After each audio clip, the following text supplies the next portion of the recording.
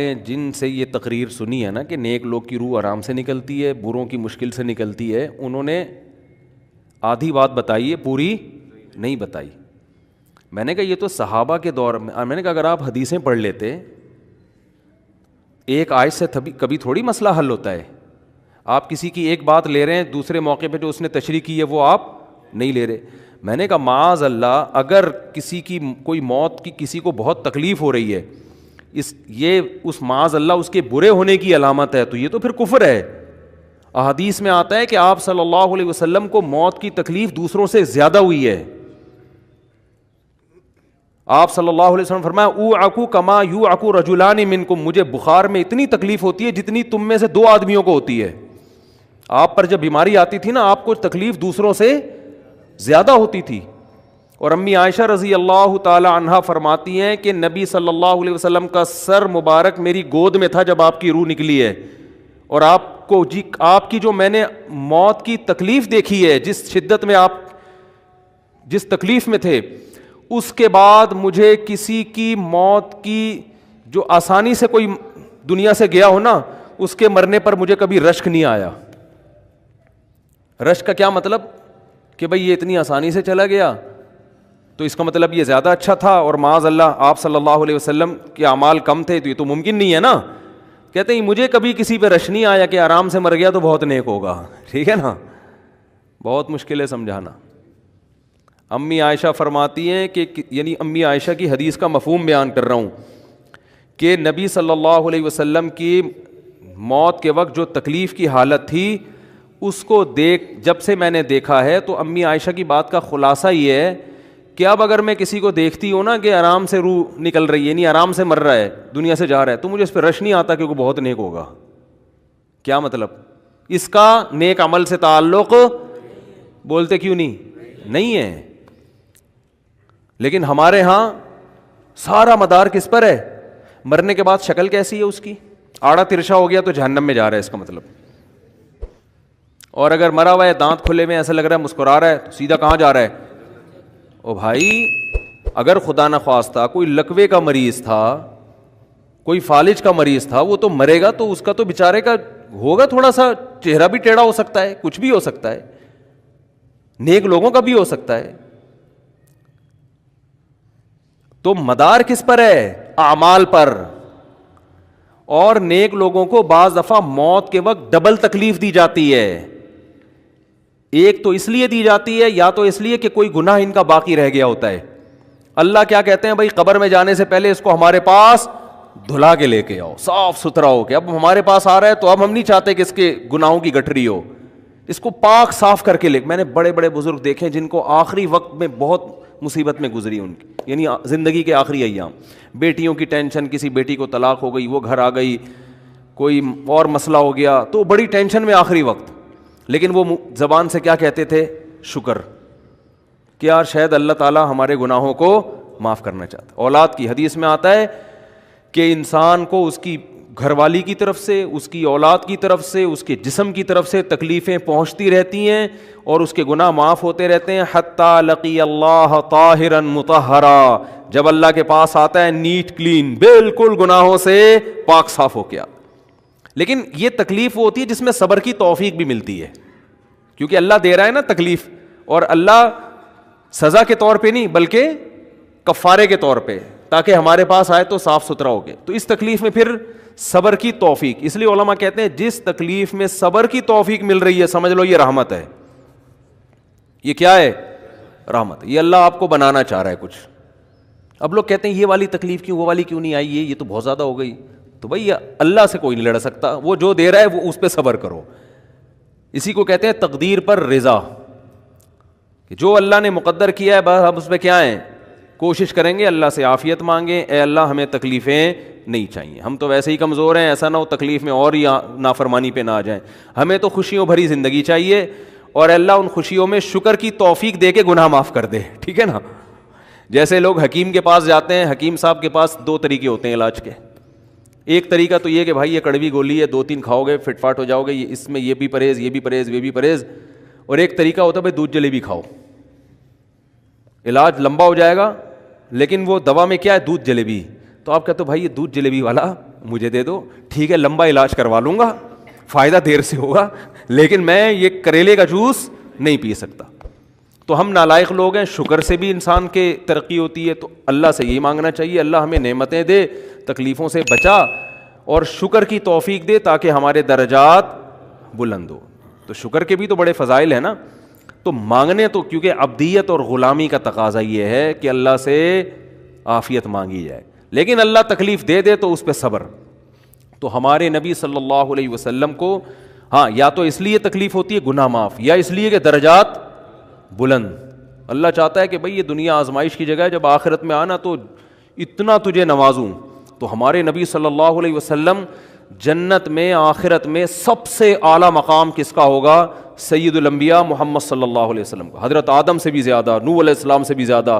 تو اللہ نے فرمایا کہ آپ کو پروٹوکول دینے کے لیے آخری جو اب آپ کا آخرت کا سفر ہے نا, اس میں مادی تکلیف آپ کو دوسروں سے زیادہ دی جائے گی. یہی وجہ ہے کہ حضرت فاطمہ رضی اللہ تعالی عنہ آپ کی چہیتی بیٹی, جب انہوں نے آپ صلی اللہ علیہ وسلم کی اس تکلیف کو دیکھا نا, جو موت کے وقت تکلیف تھی اور جو بخار کی شدت تھی, واہ کرب ابتا, فرماتی تھی ہائے میرے والد کا کرب. بہت زیادہ غمزدہ ہو گئیں ان کو دیکھ کر کس قدر تکلیف میں ہیں. تو آپ صلی اللہ علیہ وسلم نے فرمایا لا کرب علی ابیک بعد الیوم. کیسے تسلی کے جملے. اپنی بیٹی سے فرمایا ہے فاطمہ تیرے باپ پر آج کے بعد کوئی تکلیف, بولو لا کرب علی ابیک بعد الیوم. اس میں بھی آپ صبر کا پہلو تلاش کر رہے ہیں, شکر کا, بس یہ اللہ کی طرف سے آخری ہے. آج کے بعد اے میری بیٹی تیرے باپ پر کوئی تکلیف نہیں. اپنی بیٹی کو بھی تسلی دے رہے ہیں کہ غم ہلکا کر, بس یہ اللہ کی طرف سے آخری ہے, آج کے بعد کوئی تکلیف نہیں ہوگی.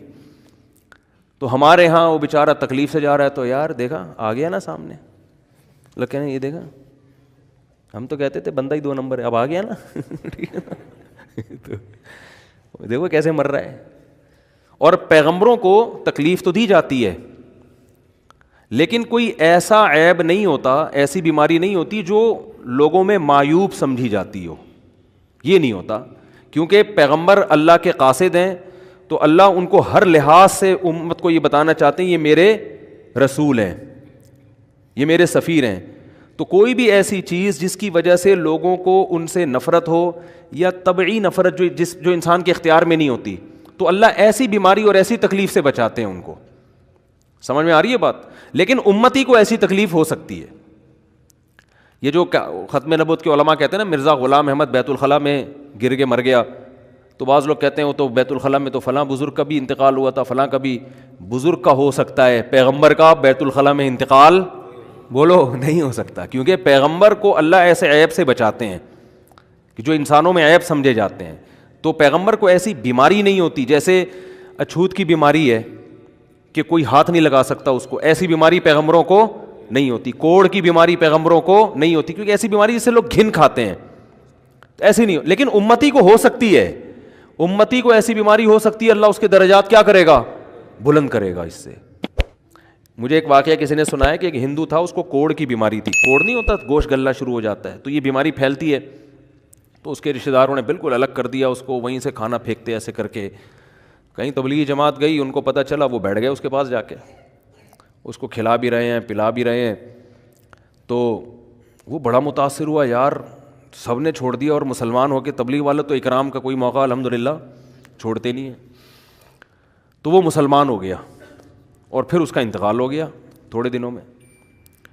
اب دیکھو اللہ نے جو اس کو کوڑ کی بیماری میں ڈالا, یہ بیماری اس کے لیے رحمت بن گئی کہ نہیں بن گئی؟ تو کفر کی حالت میں کوئی اچھا کام کیا ہوگا اس نے, اس کے بدلے میں اللہ نے اس کو کیا دے دیا؟ کوڑ کی بیماری. اب دنیا کہے گی یار عام کافر جو اچھے کام نہیں کرتے وہ تو فٹ فاٹ گھوم رہے ہیں, اور یہ تھوڑا بہت خیال کرتا تھا, اس کو اللہ نے کیا دے دیا؟ بھائی اس کو دیا اس لیے کہ اللہ کو پتہ ہے کہ جی کوڑ میں ہوگا تو تبلیغ والے آئیں گے, اس کی آؤ بھگت کریں گے, اور یہ کیا ہو جائے گا؟ اسلام میں داخل ہو جائے گا. تو اللہ کے کام ہے, یہ اللہ ہی بہتر جانتا ہے. تو بعض دفعہ اللہ تکلیف میں ڈالتے ہیں تاکہ آپ کے گناہ دھل جائیں.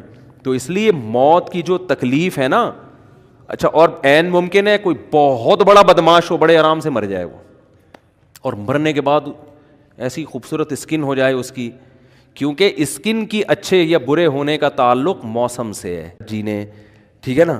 جس کو برین ہیمریج ہوتا ہے تو چہرہ خراب ہوتا ہے, چاہے وہ نمازی ہو. میں نے ایسے پکے نمازیوں کو جن کی نماز کی حالت میں ڈیتھ ہوئی ہے, ان کو دیکھا موت کے بعد ان کا چہرہ کالا ہو گیا.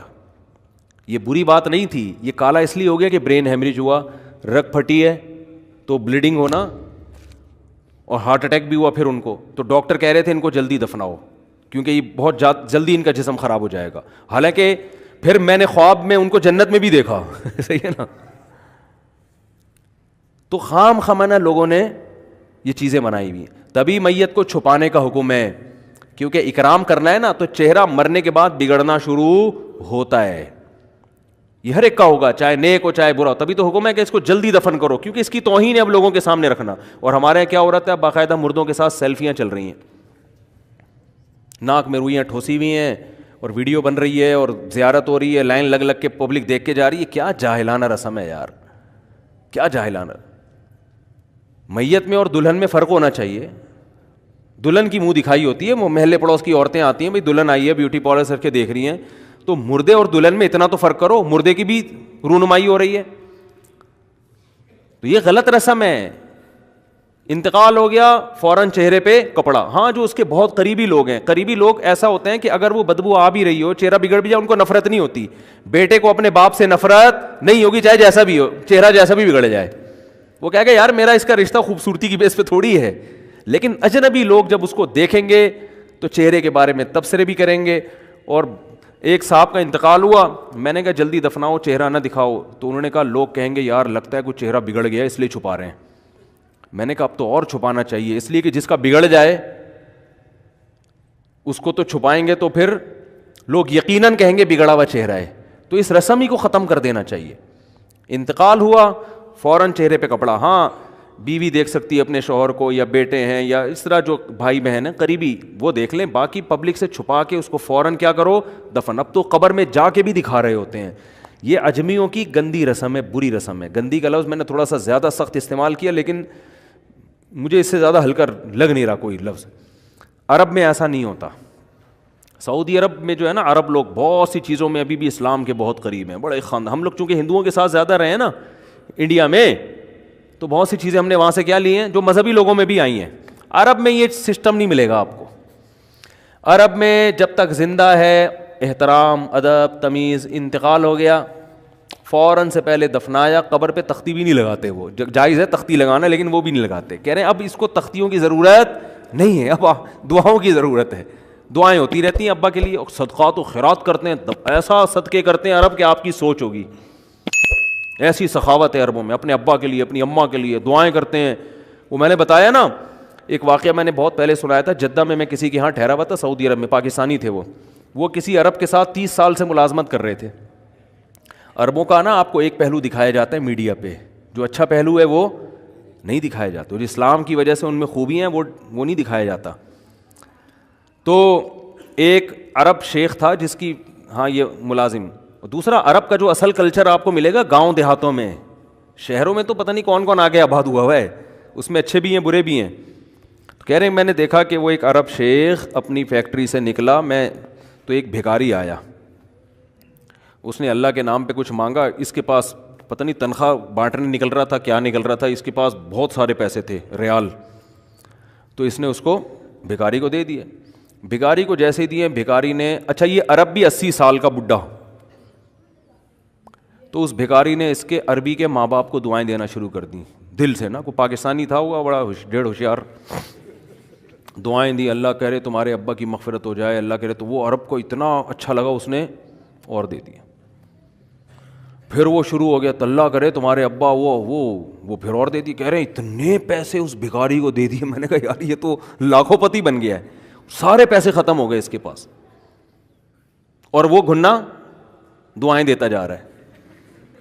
وہ جو گھنا تھا نا وہ کیا کر رہا ہے, وہ بھی گھنا بن کے طبیعت سے دعائیں دے رہا ہے. وہ رونا بھی آ جاتا ہے پاکستانیوں کو, آپ کو پتہ ہے. تو کہہ رہے ہیں وہ چلا گیا, پیسے ختم ہو گئے. اس عربی نے کہا اگر یہ میرے پاس اور بھی پیسے ہوتے نا, یہ دعائیں دیتا رہتا, میں پیسے.